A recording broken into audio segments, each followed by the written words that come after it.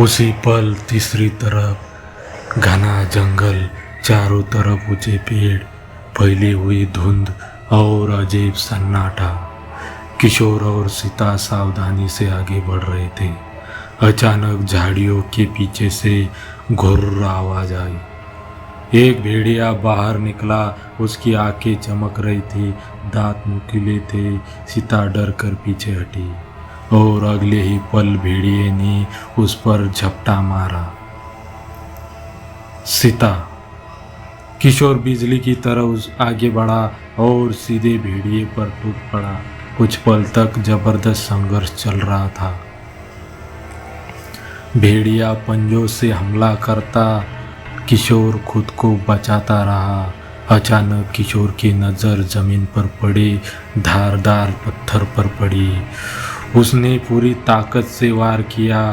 भेड़िया चीखा और जमीन पर गिर पड़ा। चारों ओर फिर से सन्नाटा छाया। डर के मारे दोनों वहां से भाग निकले, लेकिन तभी सीता का पैर फिसला। जोर से किशोर ऐसी आवाज कर और सीता गहरी खाई में गिर पड़ी। एक पल भी सोचने बिना किशोर ने भी छलांग लगा दी। दोनों तेज बहती हुई नदी में आ गिरे। तेज धारा, संघर्ष, लेकिन किशोर ने किसी तरह सीता को थाम लिया और किनारे तक खींच लिया। सीता कांप रही थी। किशोर ने उसे संभाला। डर के उस पल में सीता अचानक किशोर से लिपट गई। कुछ सेकंड तक दोनों चुप रहे। उनकी नजरें मिली। सीता की आंखों में डर की जगह प्यार था। लेकिन ये पल ज़्यादा देर नहीं टिका। पानी में हलचल हुई। धीरे धीरे एक विशाल मगरमच्छ उनके पीछे आने लगा। दोनों घबरा कर पास की एक गुफा के अंदर घुस गए। गुफा के अंदर अजीब चमक थी। सामने एक पत्थर था, पुराना नक्शा पड़ा था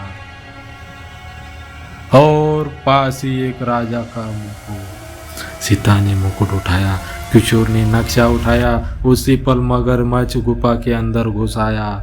उसका मुंह खुला हुआ था, सीधे सीता की ओर। किशोर तुरंत उसके सामने खड़ा हो गया, जैसे कि मगरमच्छ ने हमला किया। किशोर ने पास पड़ी एक मोटी लकड़ी उसके मुंह पे फंसा दी, मगर तभी मुकुट से तेज रोशनी चमकी। पूरा गुफा उजाले से भर गया। मगरमच्छ चीखा और अगले ही पल धुएं में बदल कर गायब हो गया।